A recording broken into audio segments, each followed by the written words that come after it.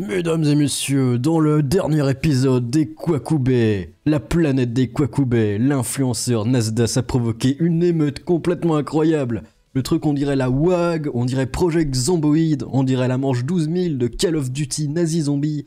Ça ne ressemble plus à rien, et c'est complètement fou. C'était à Châtelet, évidemment.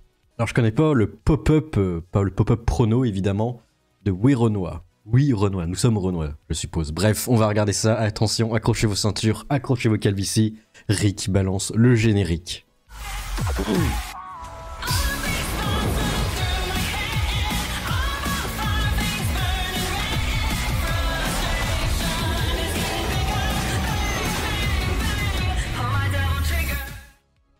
Non mais regardez-moi ça.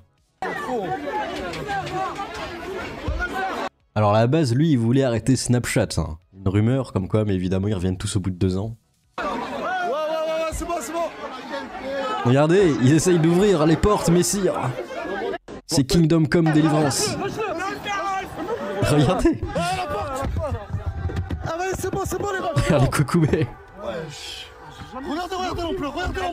Regardez. Wesh. Les zombards. Mais regardez. Wesh.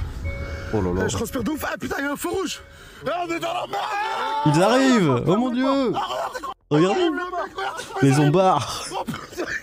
Ah, c'est bon mon gars. Regardez, mais qu'est-ce que c'est que ça? Surtout le début, on dirait le début de Zombieland, là, ils essayent tous d'ouvrir la porte, là, c'est n'importe quoi. Oh là là, mais qu'est-ce que c'est que ça? Et après, les hommes se moquent des femmes qui disent « Ah, et pourquoi les filles, elles sont toujours fangirls des groupes de mecs efféminés comme Justin Bridou ou Justin Bieber, alors qu'ils font pareil avec Nasdas ?» En tout cas, le QI doit pas être très élevé. Cette fameuse mode des Snapchatters, hein, les stars de Snapchat, ça aussi c'est quelque chose. Hein. Snapchat, hein, c'est l'endroit où il se passe des trucs, hein, en plus. Et nous allons enchaîner sur un très court malaise d'Astérion. On va pas le mettre en entier, ça dure 20 secondes, mais c'est déjà trop pour moi. Just a man, just a man. Quel chanteur! Just a man.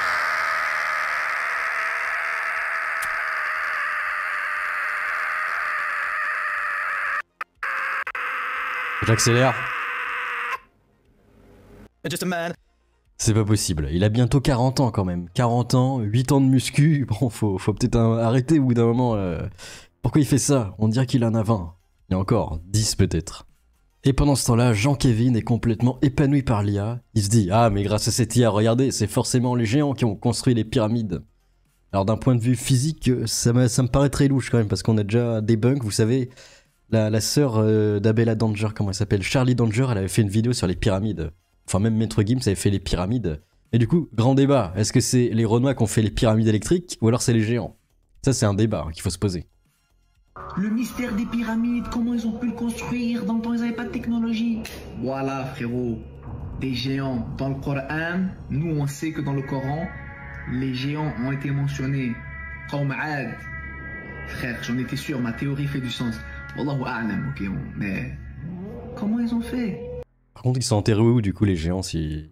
Normalement, on aurait dû retrouver des os. Voilà comment ils ont fait, frérot. Cette vidéo, elle est incroyable. Des géants. Les géants existaient. Oui, monsieur, c'est écrit dans le Coran. Des êtres super grands, qui déplaçaient des blocs. Et c'est le but d'un géant. C'est du AI, mais ça confirme ma théorie. Subhanallah. Regarde. Imagine, c'est comme ça qu'ils faisaient, non? Imagine, c'était comme ça. Waouh.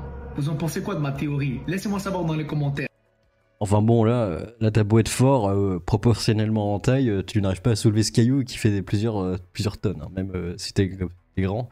Imagine, là c'est toi, à l'échelle de comparaison, est-ce que tu arriveras à soulever ce caillou? Je pense pas. Ma théorie, laissez-moi savoir dans les commentaires. Ah vous, ça fait du sens. Ça fait du sens ou pas? Les géants ont construit les pyramides. C'est eux. Faut savoir, est-ce que c'est les géants ou les Renois? Ou alors c'est peut-être des géants Renois, c'est peut-être entre les deux la théorie, se confirmer comme ça, mais c'est assez incroyable. La théorie de la pyramide électrique géante, hein, faut le savoir, c'est vérifiable. C'est les Goa'uld au final, c'était des prototypes Goa'uld. Et où sont ces géants aujourd'hui? Qui les a exterminés? Bah, c'est Eren Yeager, Mikasa Ackerman, Levi Ackerman. Erwin Smith, Angie et tout le monde, hein, c'est eux, hein, c'est vérifiable. C'était pendant le grand terrassement, moi j'y étais. Non, justement, c'est pas parce que tu es géant que tu peux soulever 10 tonnes ou plus. Bah oui, j'ai pensé à ça vite fait, je me suis dit, mais attendez, mais les scarabées c'est tout minus et ça peut soulever plusieurs fois son poids. Et justement, plus t'es gros et grand, plus les trucs que tu peux soulever ils sont gros et grands, mais plus c'est vraiment lourd au sens gravitique du terme. En termes de gravité, ça doit te péter le dos. Hein. Là, si plus t'es grand, plus normalement t'as de mal à soulever des trucs en fait. Ce qui est logique. Petite recommandation restaurant, les caddies brochettes de la Porte de la Villette. Cela se passe en France. C'est fou. Alors est-ce que vous en prenez une? J'espère que ça coûte 2 euros. En vrai, c'est pas mal. Hein. 2 euros la brochette. Je goûte. On va voir le prix. C'est un caddie, bordel. C'est Night City.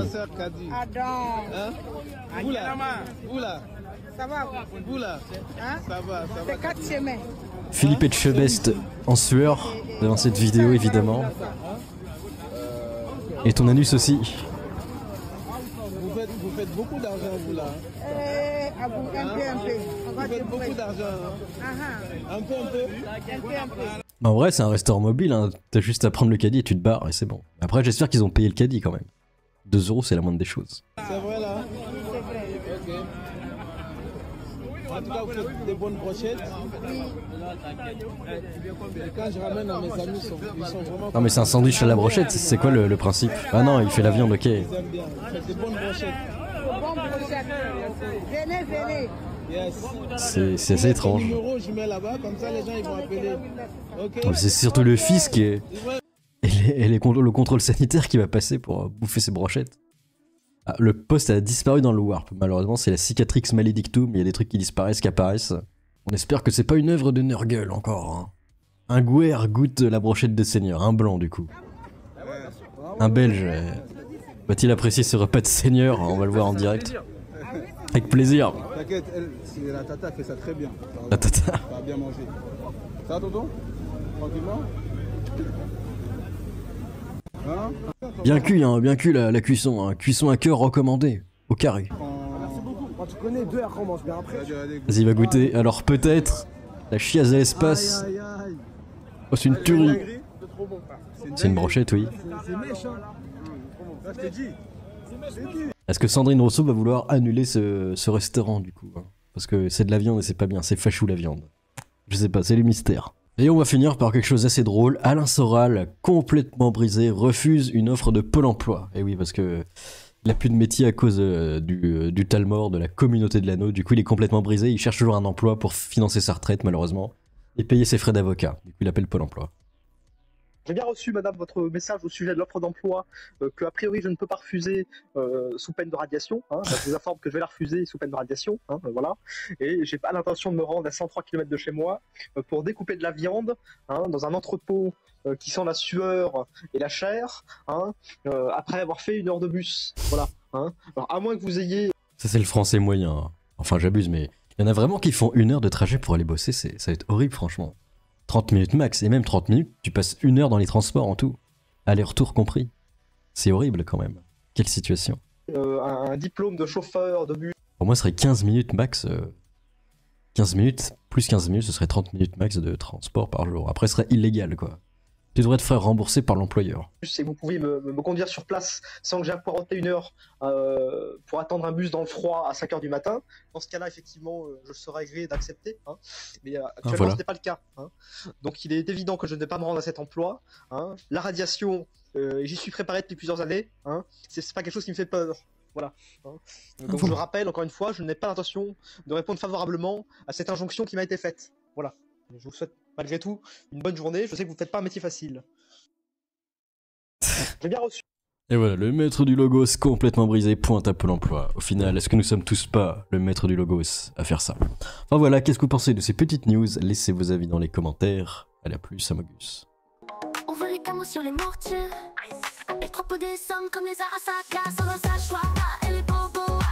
J'ai la béline comme la rousse. Et je suis partout comme la malbouffe.